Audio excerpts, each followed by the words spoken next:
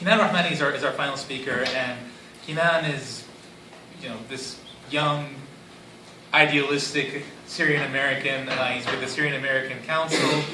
He's been lobbying Congress on behalf of the Syrian cause. He's been there on the ground.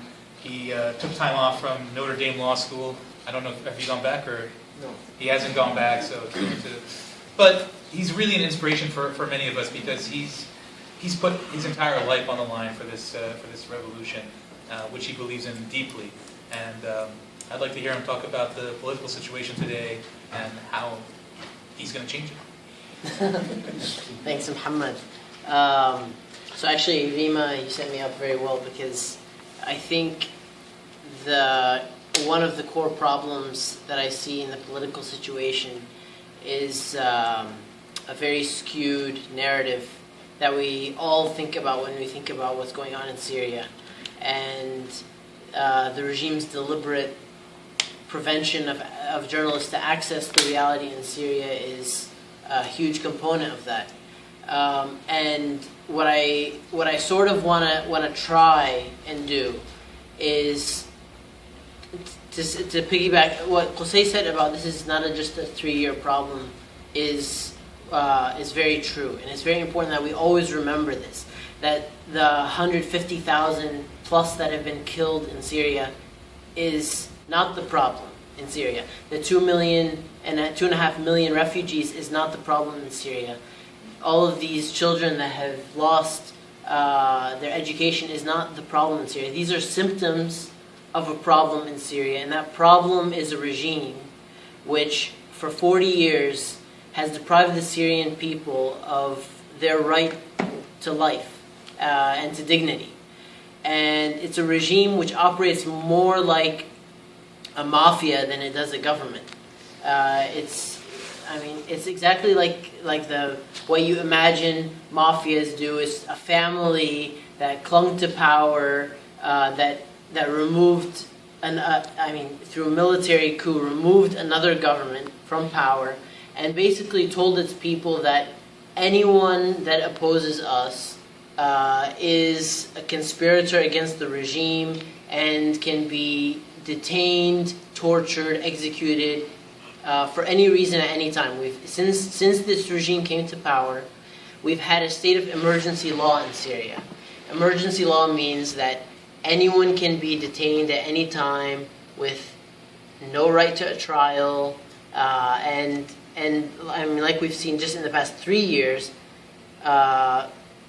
tens of thousands of people have actually died under torture in these detention facilities. And this is, again, it's not a 3-year problem. There are people who have been in detention for decades, people who have been missing for over 20 years, and the regime doesn't have to answer to where they are. The regime doesn't conform to international law with regard to missing people, and all these other things. Obviously, it's a mafia that gasses its own people, that rapes women in order to inflict collective punishment upon families. There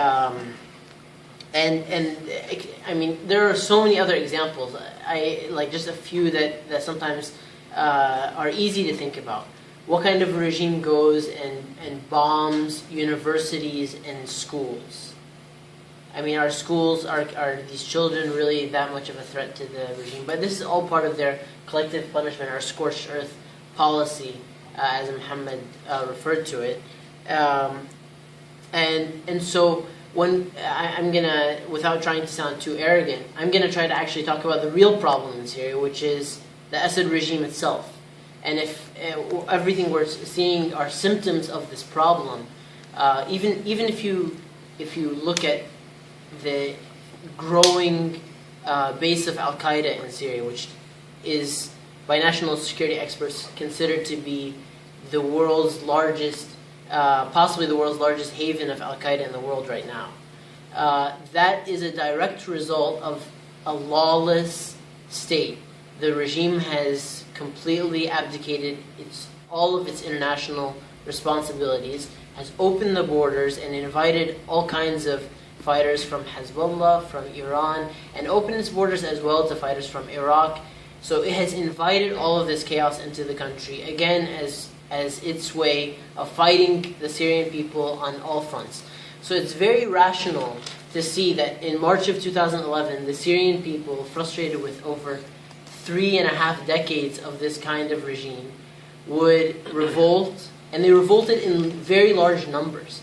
I mean, considering the security situation that exists in Syria, to see protests like the ones that you saw from Adlamiyah or hundreds of other cities across Syria is a really, people were risking their lives. Every time protesters went out into the street, or when journalists would go to cover these things, they were risking their lives.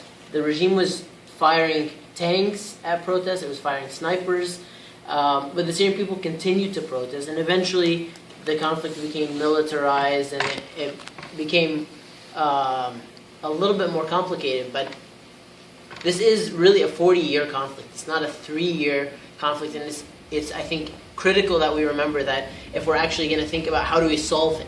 Because if we can return Syria to a peaceful state, all right, like it was, let's say, 3.5 years ago, my argument is that the problem still exists. So the problem in Syria, the solution in Syria cannot be that we sort of calm down the violence, the regime has some kind of negotiated power, or it exists to some extent. The solution in Syria has to be that this regime that has been killing its people for 40 years, not just 3 years, is held to account, put before an international court or a Syrian court. It's tried for its crimes against humanity, that the 40 years of crimes against humanity, and then the Syrian people are given a way out that gives them their democracy, that their right to democracy, their right to freedom, and their right to all the human rights that we expect. Just the last couple minutes or so, what are we talking about in terms of solutions? Because everything that you've heard right now is that the situation is very grim and so on. Obviously, I'm saying that the solution has to be the removal of the Assad regime. How that happens, I think every single one of us prefers that happens peacefully. And in fact, that's actually what the Syrian people wanted. When the Syrian people first went out to the streets in March 2011, no one was calling for an armed struggle. Quite the contrary, they were calling for a peaceful movement against the government. And they weren't even calling for the removal of the government at that time. They were calling for reforms, for the reform of the government, for those who are responsible for the situation in the country for the past 40 years to be held to justice, to be removed, and for the life to go back as it was, peacefully. Over time, the peaceful solution burned out and the militarized solution began. But my point with this is that no one wants the militarized solution. So if we can achieve a peaceful negotiation where the regime is negotiated out of power and there's a new government, transitional government, which slowly transitions the country into democracy, I think every single Syrian would support that. But everyone realized that cannot happen under the Assad regime, under the Assad family, at least the Assad and his close, the cronies that are running this mafia. So that means a Geneva process is sort of the preferred solution, but it's not a realistic solution. And the reason that Geneva is not realistic, so in mid-2012, the friends of, so-called Friends of Syria came together and decided they want to broker peace in Syria. This was in mid-2012 when you had a seriously different situation on the ground. And they said that they would achieve a transitional government by mutual consent of the two parties. The one party being the opposition, which at the time was the Syrian National Council, but it's the main legitimate opposition, and on the other side, the Assad regime. And mutual consent by default means that Assad cannot stay. There's no way the opposition will agree to Assad staying, so mutual consent means everyone that is part of this transitional government cannot include Assad or those who have been responsible for a lot of the bloodshed in the country. The problem with Geneva is that there has been no desire by the international community to empower the Geneva process, to enforce the Geneva process. So, after transitional government, you have ceasefire where the regime and the opposition have to stop all military actions. Well, over the past year and a half since Geneva, the regime has killed an additional 100,000 people. So it's clearly going against the spirit of the Geneva Protocol, and it's being supported by the Russian government, which is supposedly supposed to be brokering this peace. So you have an international framework, the UN, the UN Security Council, that are unable to come to an agreement on actually putting international enforcement behind Geneva. And this is most clearly evidenced by, if you look at Geneva II. In Geneva II, no one really expected Geneva II to bring about peace. But what we thought it couldn't possibly achieve is humanitarian access to some of the besieged areas. So we were all advocating for at least the international community, the United Nations, needs to get food into these areas that are being starved to death by the government. And we were, I think, shocked. A lot of the international community was shocked. Some people weren't as shocked because we're used to the regime's tactics.